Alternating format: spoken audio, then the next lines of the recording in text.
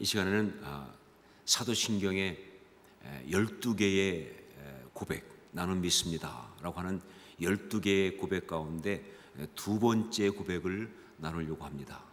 그러니까 지난주까지 나눈 게 첫 번째 고백을 나눴죠. 성부 하나님에 대한. 이젠 두 번째 고백을 나누는데, 그런데 이 두 번째 고백은 첫 번째 성부 하나님에 대한 고백에 이어서 나오는 성자 예수님에 대한 6개의 신앙 고백 가운데 첫 번째. 성부 하나님이 한 번 나오고 이어서 6번에 걸쳐서 성자 예수님에 대한 고백이 나오는데, 그 중에 첫 번째가 바로 오늘 우리가 함께 나누려고 하는 전체로 된 두 번째 고백이죠. 사도신경을 고백하면서 다들 생각하시겠지만, 물론 아무 생각도 없이 그냥 하는 분도 있으시겠지만, 여하튼 사도신경을 고백하면서 사도신경의 주된 내용이 성자 예수님에 대한 신앙 고백이라는 것을 아실 거예요. 사도신경의 주된 고백이 성자 예수님에 대한 신앙 고백. 벌써 보십시오. 성부 하나님 한 번밖에 없는데, 그런데 성자 예수님은 6번이나 가고 있으니까 일단 뭐 숫자에 있어서 완전히 성자 예수님 쪽으로 집중되어 있죠. 자, 그런데 여러분, 이것은요, 삼위 하나님 가운데 성자 예수님이 제일 중요하다, 그래서 그런 게 아니에요. 삼위 하나님 중에 제일 중요한 분이 어디 있겠습니까? 다 중요하시죠. 그러니까 삼위 하나님 가운데서 성자 예수님이 제일 중요해서 그래, 그것이 아니고 바로 사도신경을 고백해야만 하는 이 상황이 다른 어떤 것보다 성자 예수님에 대한 미혹과 공격이 가장 많은 상황이기 때문에, 그래서 그러는 거예요. 이 신앙 고백을 해야 되는 필요, 이 신앙 고백을 해야 되는 어떤 그런 상황이 다른 어떤 것보다 성자 예수님에 대한 그 미혹이, 그 공격이 가장 많기 때문에 성자 예수님에게 집중되어 있다, 그런 얘기예요.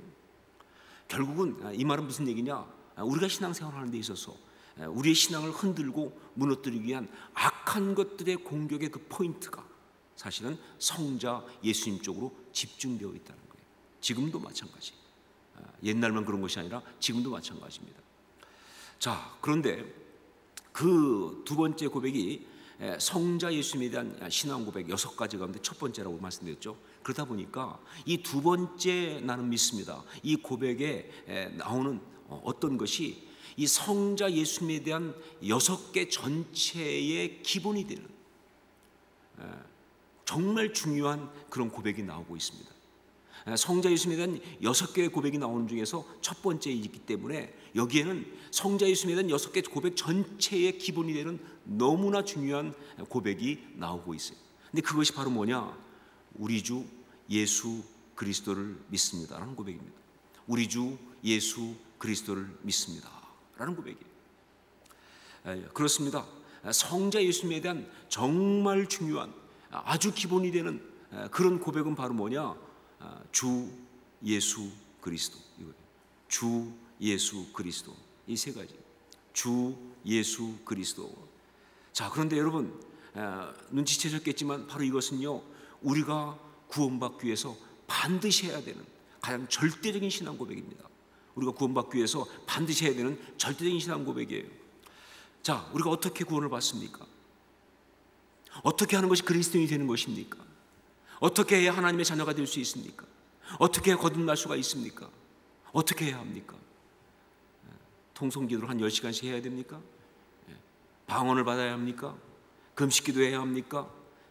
헌금을 해야 합니까? 아니죠. 아마 여러분이 저희 교회 이 새가족방 강의를 제대로 들었다고 한다면, 혹은 여러 가지 공부를 제대로 했다고 한다면요, 아주 분명하게 알 거예요. 어떻게 해야 구원을 받습니까?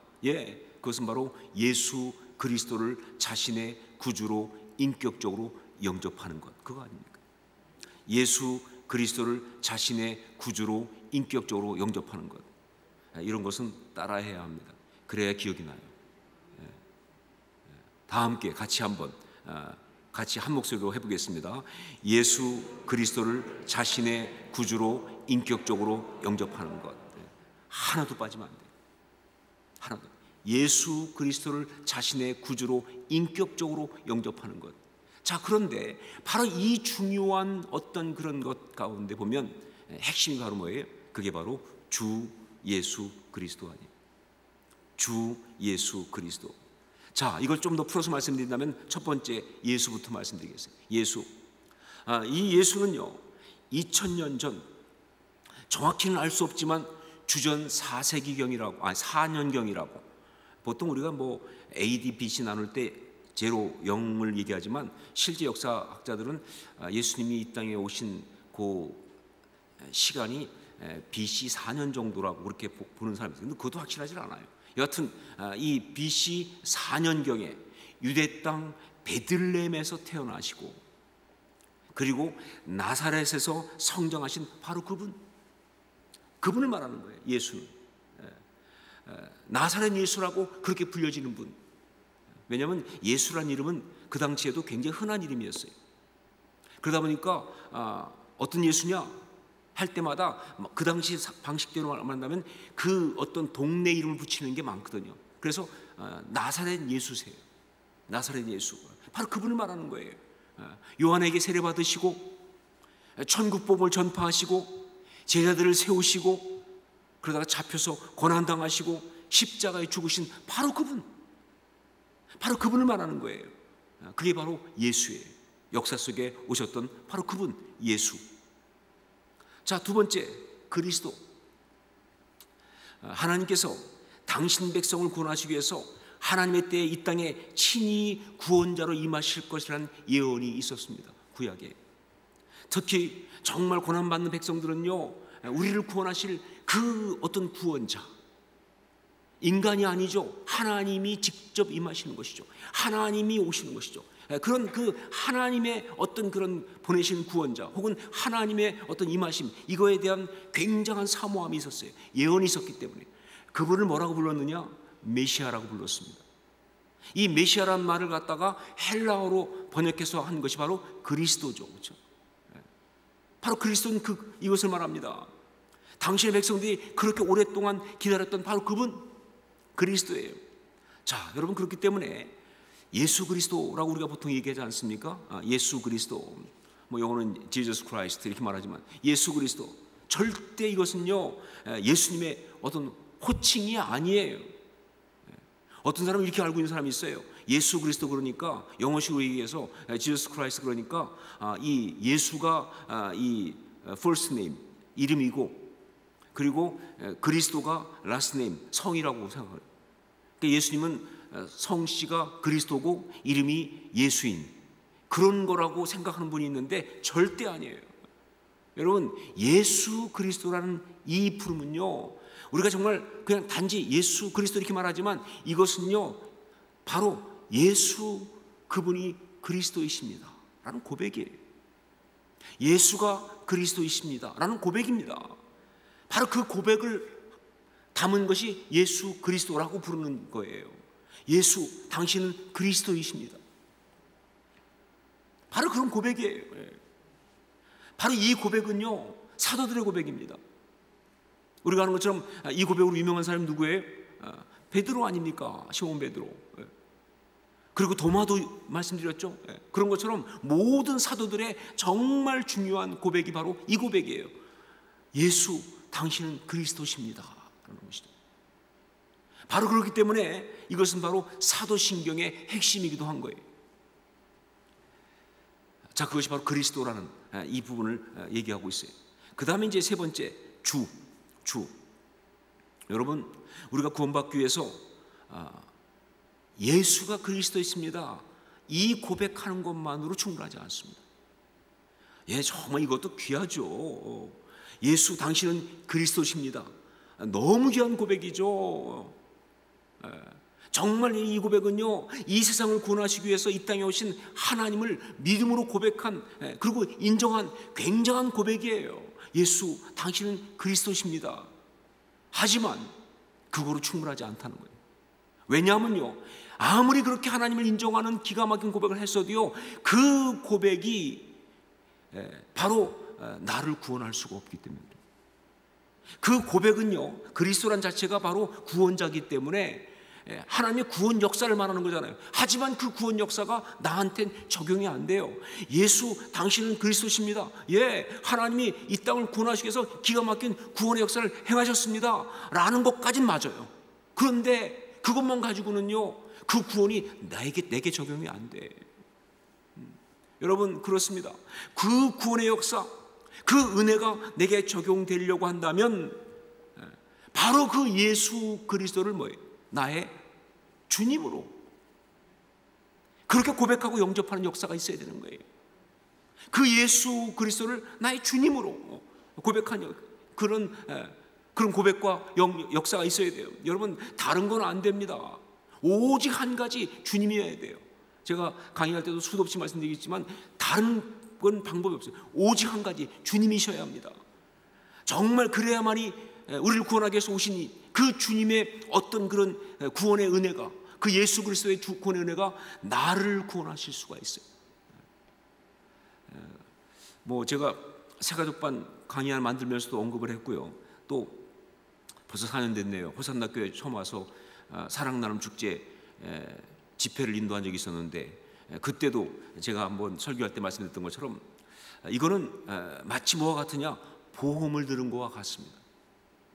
보험을, 여러분, 보험이 있는데 정말 기가 막힌 혜택을 주는 그런 보험이 있다고 합시다. 정말 사고 당한 사람이 다 혜택 받을 수 있고, 아픈 사람이 다 고침 받을 수 있고, 필요한 게 다 되는 어떤 그런 기가 막힌 보험이 있다고 하십시다. 제가 지금 보험 팔고 있는 건 아니에요. 그냥 그런 게 있다고 하십시다. 그런 거예요.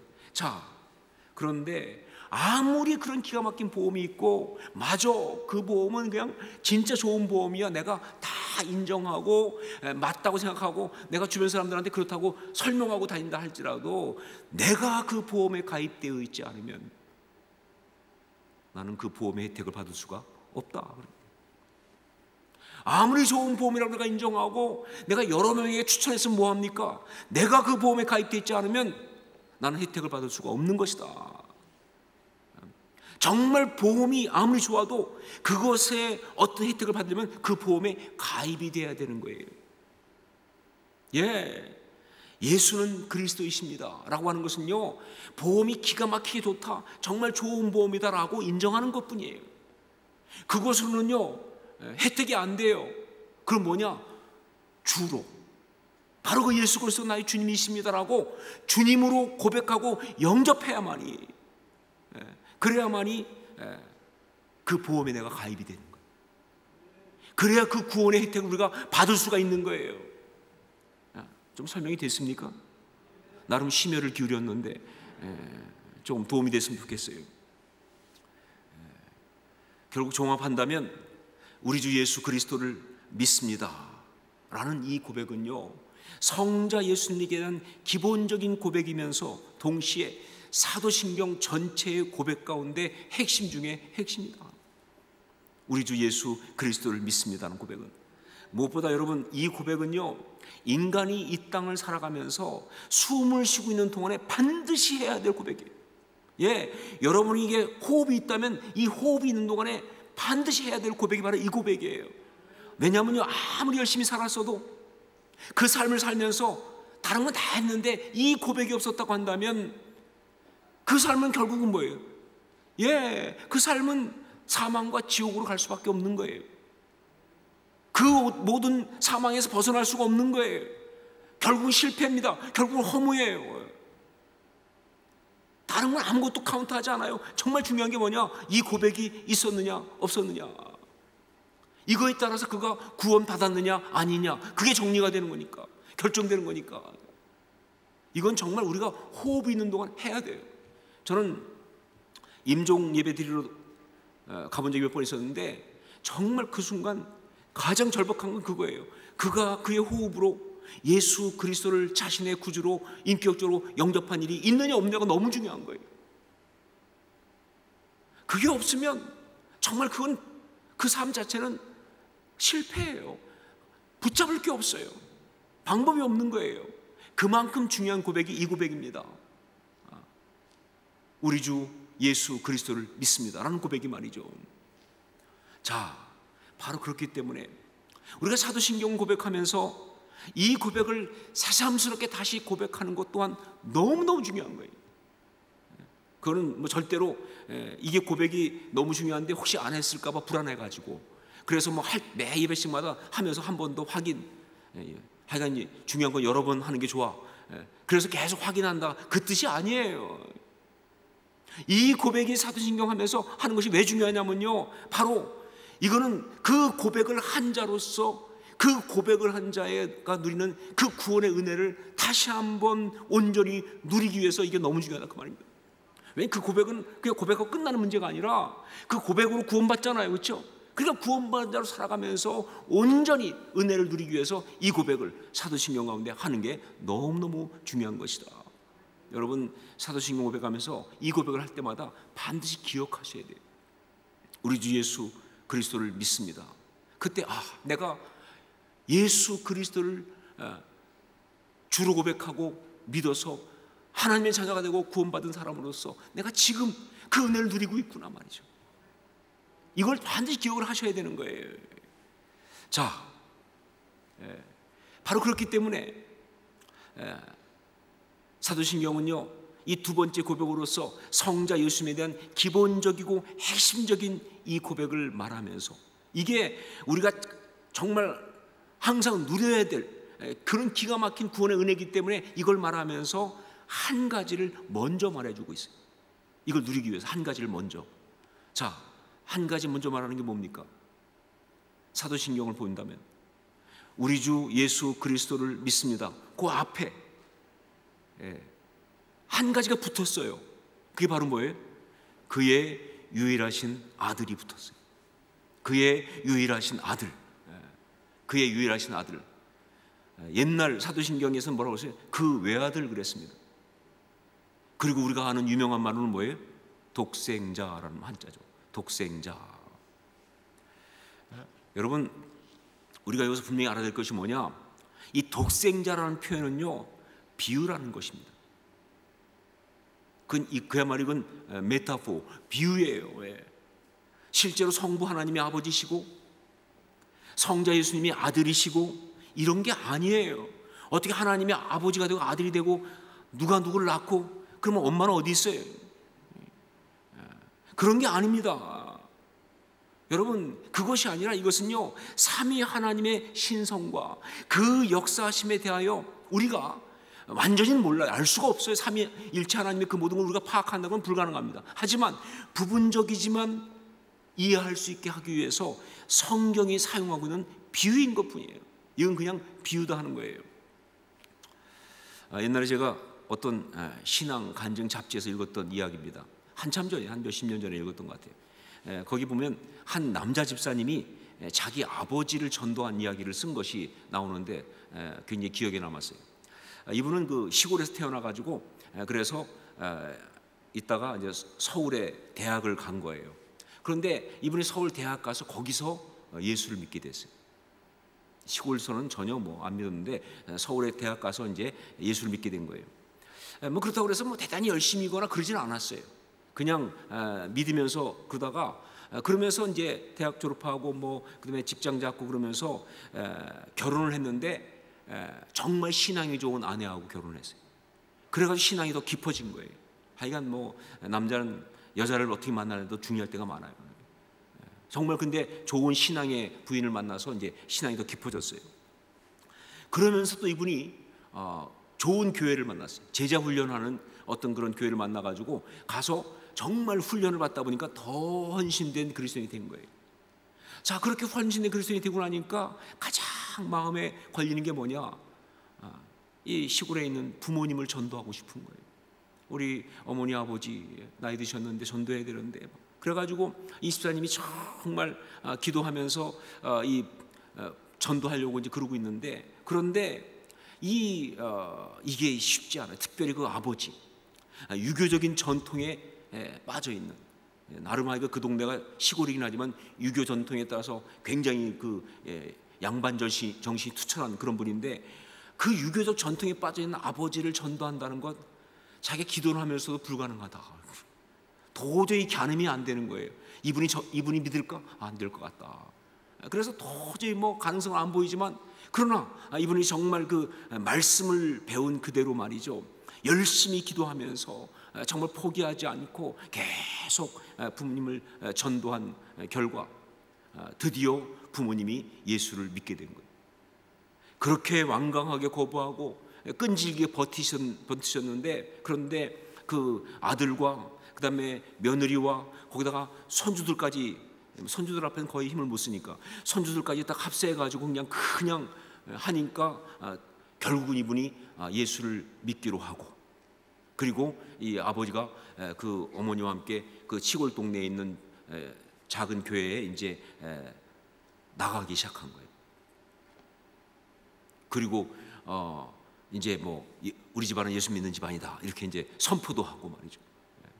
너무 기가 막히죠. 너무 감사하고 진짜 꿈만 같은, 아마 그 아들이 받은 가장 좋은 선물이었겠죠, 그렇죠?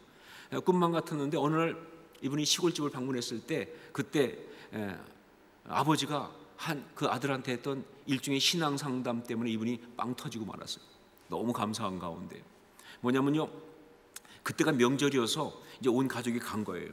가서 이제 이 제사를 안 드리고 예배를 드리고, 그리고 이제 함께 식사하는 그렇게까지 됐는데 기가 막히죠. 근데 그 전에 몇 년 동안은 이제 한 1, 2년 동안 아들이 가서 이제 이 예배를 인도하고 그리고 이제 기도하고 밥 먹고 그랬는데, 아버지가 이제 교회 나가시고 뭐 좀 되고 그러니까 이 아들 마음속에 그런 열심이 생겨가지고 아버님께 그랬다는 거예요. 아버지, 이번에 명절 때 이 예배 드릴 때는 아버님이 좀 기도해 달라고. 그러니까 아버지가 펄쩍 뛰더라는 거예요. 무슨 내가 기도하냐, 내가 지금 교회 나간 지 얼마 되지도 않는데. 그런데 성경에 보니까 되게 아버지가 다 축복한다. 그러니까 아버지가 하셔야 된다. 그러니까 성경에 그렇게 한다고 그러니까 이 아버지가 이제 거기서 이거 해야 되나 보다 생각한 거예요. 그래가지고 마지못해서 이제 알았다고 허락을 해놓고 나서 이 아버님이 굉장히 고민하시는 게 역력한 거예요. 뭘 어떻게 기도해야 되느냐. 그러면서 나름 준비를 이제 좀 하신 것 같다, 그런 얘기예요. 그런데 그때 이제 그렇게 하시고는 그때 예배드리는 때가 다가왔는데 그 아버님이 이 아들 집사님을 좀 부르더라는 거예요. 잠깐 보자. 그러면서 그 아버님이 아들 집사님한테 이제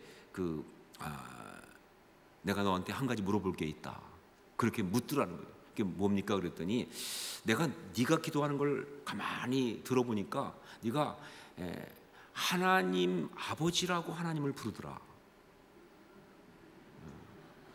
그러면 나는 그러면 하나님을 형님이라고 해야 되느냐? 아니 이게 농담이 아니고 진담으로. 왜냐면 이분은 촌수의 밝은 분이잖아요. 촌수의 나름 밝으신 분이니까 너무 고민스러운 거예요. 내 아들이 하나님을 아버지라고 하니까 난 하나님을 형님이라고 해야 되라 말이죠. 그런 아버지의 모습을 보면서 이분은 자기 아버지의 신앙이 너무 순수하고 귀해서 정말 눈물이 났다고, 고마워서 뭐 그런 그 내용을 쓴 거예요. 여러분, 성자 예수님을 그의 유일하신 아들, 즉 독생자라고 한 것은요 비유일 뿐입니다. 실제가 아니에요. 자, 그런데 이것이 단지 그냥 이해를 돕기 위해 사용한 비유는 아니에요. 그렇다고 해서 이것이 그냥 우리가 이해를 잘 못하니까 이해를 돕기 위해서 뭐 예를 들듯이 그런 비유는 아니에요. 이것은요 정말 우리가 신앙생활을 바르게 잘하게 하기 위해서 구체적으로 제시된 너무나 중요한 비유입니다. 여러분, 우리가 보면 알지만 실제로 말이죠, 이 땅에 인간을 입고 오신 그 하나님이신 예수 그리스도에 대해서 세례받고 올라오실 때 하늘이 열리면서 성령을 통해서 하나님께서, 하늘의 하나님이 뭐라고 말씀하셨습니까? 이는 내 사랑하는 아들이요 내 기뻐하는 자라고 말씀하셨잖아요. 그리고 또 예수님께서도 말이죠, 하늘의 하나님께 아버지라고 부르면서 그렇게 하나님 아버지 앞에 예배하고 기도하고 나갔잖아요. 그리고 순종하면서 말이죠. 무슨 얘기냐? 이 비유는 단지 그냥 설명하기 위한, 이해하기 위한 비유가 아니라 실제 그 진리를 나타나고 실행하기 위한 그런 바로 비유라는 사실이에요. 그런 의미에서 이건 굉장히 중요한 것입니다. 자, 그렇기 때문에 우리는요 우리 주 예수 그리스도를 믿는다고 고백하면서, 그러면서 그 앞에 붙은 그의 유일하신 아들이라는 비유를 바로 신앙 고백으로 함께 드리는 거예요. 그냥 이해가 아니라 너무 중요한 우리의 신앙의 어떤 그런 지침으로, 어떤 고백으로 함께 드리는 거예요. 자, 그런데 여기서 우리가 또 한 가지 알아야 할 것이 있습니다. 그때 우리가 그의 유일하신 아들, 즉 하나님의 독생자라고 하는 이 고백을 하는 것은 절대로 성자 예수님을 영화롭고 높여드리기 위해서 그래서 하는 고백은 아니라는 거예요. 그러니까 뭐 그의 유일하신 아들, 그 얘기하면서 우리 속에 마음, 우리도 모르게 야, 예수님은 놀랍게도 하나님의 유일한 아들이시래. 와우, 이건 뭐 범접할 수 없는 자리네, 그렇죠? 그렇잖아요. 아들이 둘도 아니고 하나밖에 없다는데, 그렇죠? 이건 누가 손을 대겠어요, 그렇죠? 야, 그런 분이 바로 예수님이셔. 그게 아니라는 거예요. 예수님을 높이기 위해서, 그분이 굉장하다는 걸 나타내기 위해서 그래서 하는 고백이 아니라고 하는 거예요. 제가 미국에서 목회할 때 한 번은 어떤 분이 와서 저한테 얘기하시는데, 이분은 그 미국에 오신 지 오래돼 가지고 한국말이 조금 어색한 분이에요. 사실 이분은 그 어머님이 한국의 굉장히 유명한 가수셨어요. 제가 누구라고 얘기만 하면 다 아는데 그냥 개인 프라이버시를 위해서 얘기하지 않습니다. 굉장한. 그래서 이분이 어릴 때, 젊을 때, 아주 젊을 때, 그러니까 10대 때 미국을 가서 거기서 쭉 살아가지고 완전히 한국말 안 쓰는 데만 있다 보니까 거의 한국말을 안 쓰게 됐어요. 그리고 영어권이 된 거예요. 그러다가 이분이 어떻게 한국말을 다시 하게 됐냐면요, 중간에 은혜를 받았는데, 예수를 믿고 은혜 받았는데 한국교회에서 은혜를 받았어요. 그래가지고 그때부터 이분이 성경을 읽으면서, 그것도 옛날 성경 같은 성경을 읽으면서 한국말을 배웠어요. 그래서 이분은 가끔 그 한국말을 성경식으로 말을 해요. 그거로 배웠으니까 말이죠. 근데 그분이 저한테 오더니 나이가 저보다 우이셨거든요. 근데 저한테 제 아들 얘기를 하면서 그러면서 그러더라고요. 목사님의 독생자께서는 어떻게 지내시느냐. 제가 아니 농담이면 진짜로 말하는 거, 이분은 자기가 배운 그거는 그거밖에 없으니까. 야, 정말 웃음이 나오기도 했지만 민망해서 혼났습니다. 독생자라니 말이죠. 정말 뭐 그렇죠. 저한테 아들이 하나니까 독생자인 건 맞죠, 그렇죠? 하지만 정말 이게 정작 독생자라고 부르니까 그 아이보다 그 독생자를 가지신 제가 너무 민망해가지고 그래서 뭐 어떻게 할 줄 모르겠더라고요. 여러분, 사도신경에서 그의 유일하신 아들, 즉 독생자라고 할 때 이건 절대로 예수님을 높이고 그분의 절대적 위치를 선포하기 위해서 하는 것이 아니에요. 이건 잘못된 해석이고 잘못된 생각입니다. 여러분, 예수님은요, 우리가 그렇게 높여드리고 인정해 드려야만 되는 그런 분이 아니세요. 그래야만 만족하는 분이 아니세요. 그럴 필요가 없기 때문에 그렇습니다. 근데 많은 사람은 그렇게 생각하죠. 그의 유일하신 아들 높으신 분이야. 아니라니까요. 여러분, 정말 중요한 게 뭐냐? 우리가 신앙을 고백하면서 그의 유일하신 아들이라고 그렇게 고백하는 이유는요, 바로 거기에 우리가 받아야 될, 우리에게 주신 너무나 중요한 메시지, 그 의미가 들어있기 때문에 그걸 고백을 해야 하는 거예요. 우리를 위해서. 예수님을 위해서가 아니에요. 우리를 위해서 말이죠. 여러분, 성경에 보면 독생자, 즉 하나님의 아들, 하나님의 외아들, 이런 부분에 대한 말씀이 참 많이 나옵니다. 여러 가지 영적 의미를 담아서 사용하고 있는데, 그런데 그 중에 가장 중요한 걸 꼽으라면 두 가지입니다. 바로 이 두 가지 의미가 사도신경에서 그대로 사용되는 거예요. 독생자라는 그 유일하신 아들의 바로 이 성경에서 말하는 독생자에 관한 말씀 중에 가장 중요한 두 가지가 그대로 사용됐어요. 그 중에 하나가 뭐냐? 성경에 나오는 독생자 이 중에서 정말 중요한 것, 그것이 바로 요한복음 1장 14절. 오늘 함께 읽었던 본문에 나오죠. 요한복음 1장 14절. 우리 1장 14절을 같이 읽도록 하겠습니다. 함께 읽습니다. 말씀이 육신이 되어 우리 가운데 거하심에 우리가 그의 영광을 보니 아버지의 독생자의 영광이요 은혜와 진리가 충만하더라. 예, 그렇습니다. 예수님은요, 말씀이 육신이 되어 우리 가운데 거하신 분이십니다. 무슨 얘기냐?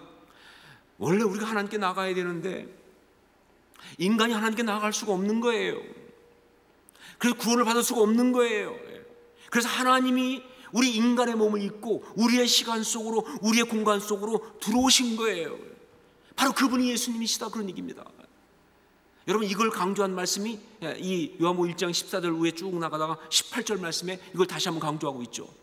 우리 18절 말씀을 함께 읽겠습니다. 같이 읽습니다.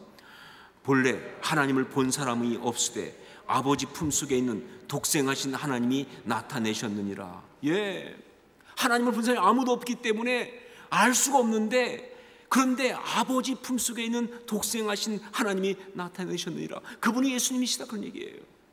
자, 그런데 여러분 14절 봐도 그렇고 이 18절 봐도 그렇고요, 성경은 예수님은 하나님이 육신을 입고 우리 가운데, 우리 공간 시간 속으로 오신 분이라고, 우리 가운데 나타나신 분이라고 이야기하면서 거기에 꼭 어떤 걸 붙이고 있냐? 독생을 붙이고 있어요.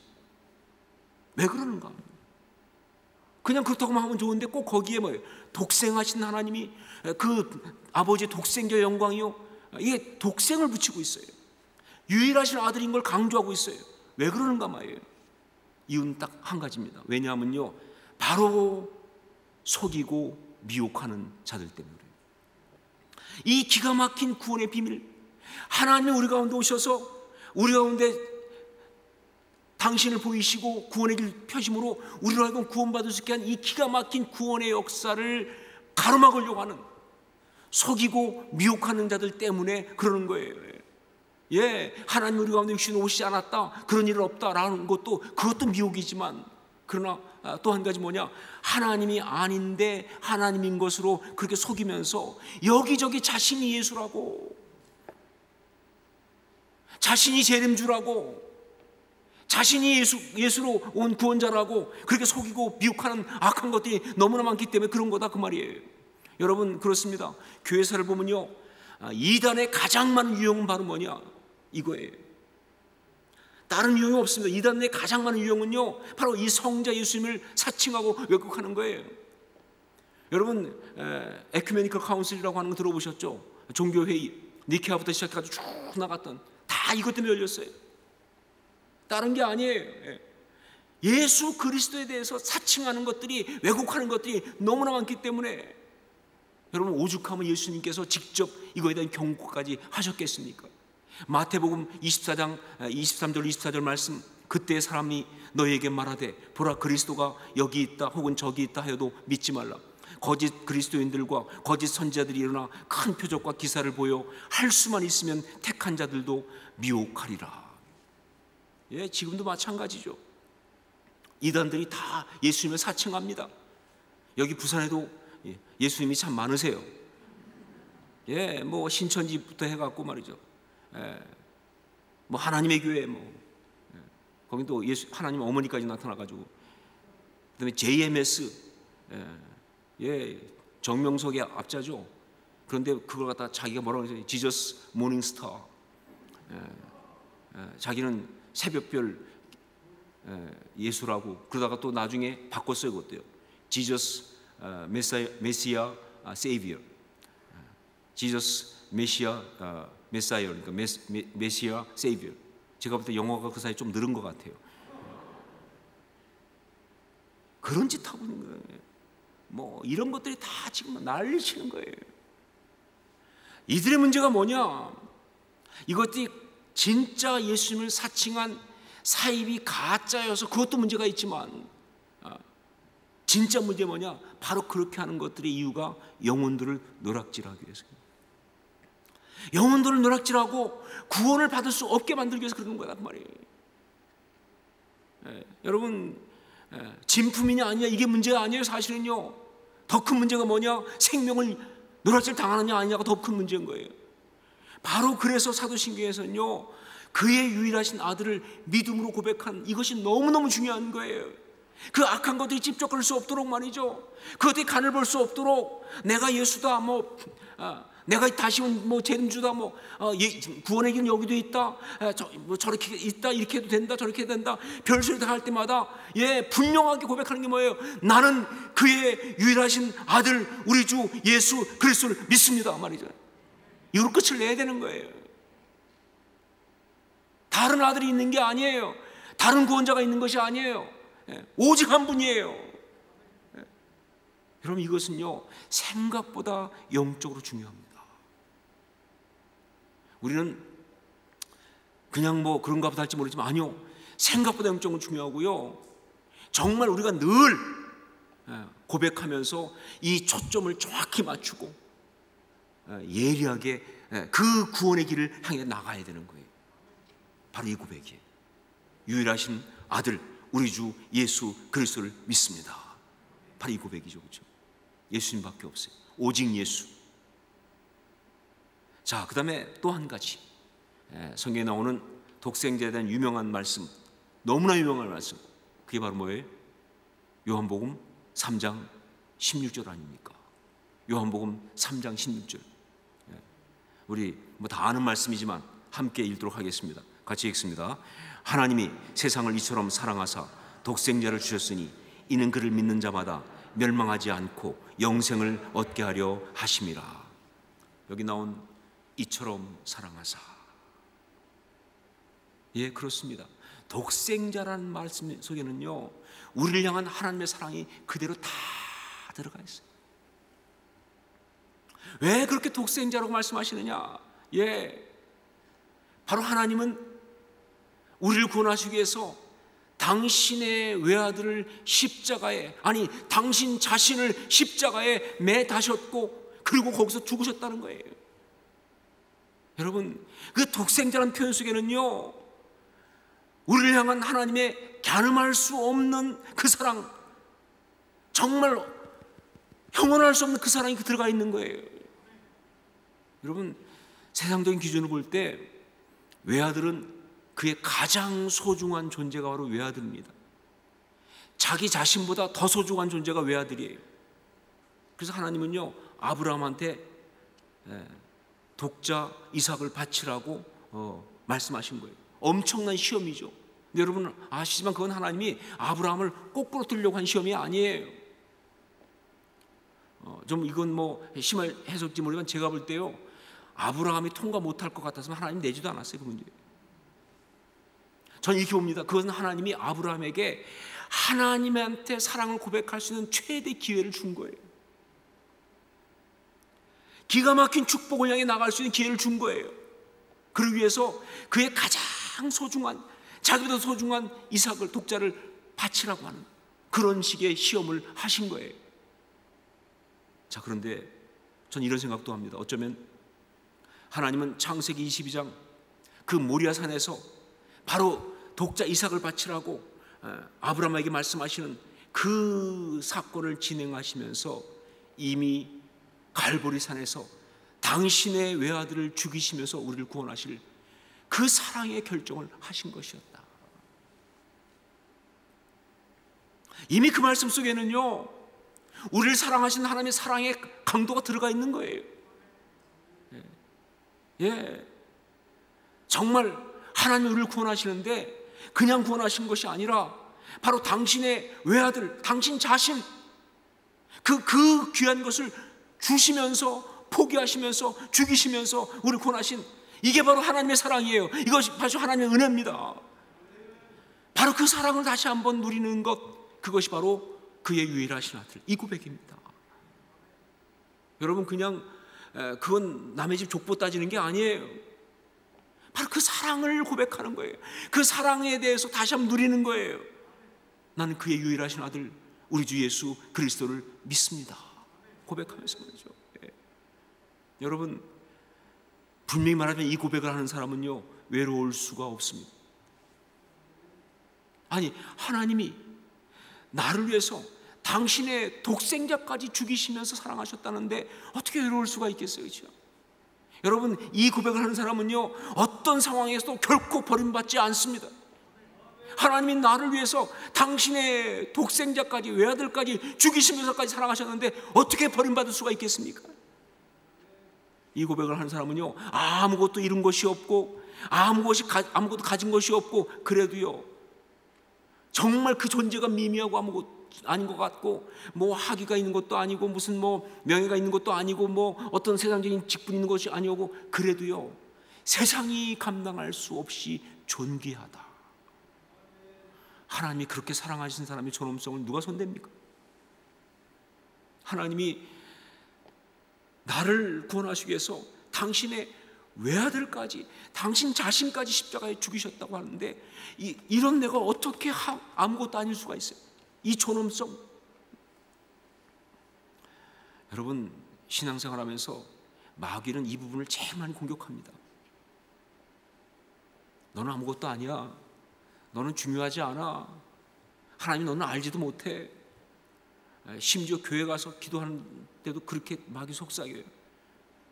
너는 그냥 기도해도 하나님이 네 기도를 들을지 어떤지 모르겠다. 심한 경우 너는 n분의 1이야. 오늘 100명 왔어? 넌 100분의 1이야. 그러니까 아니요. 여러분, 하나하나가 다 나를 구원하기 위해서 하나님이 독생자를 십자가에 죽이신 바로 그런 사랑하는 귀한 존재라는 것을 바로 이 고백이 선포하고 있는 거예요.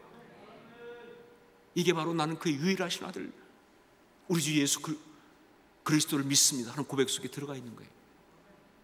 이 고백을 하는 사람은요, 그렇기 때문에 영적으로 가장 행복할 수밖에 없는 거예요. 이 고백입니다. 이것이 바로 이 고백에 담긴 비밀인 것이죠. 오늘 우리는 사도신경의 두 번째 나는 믿습니다 하는 부분 나눴습니다.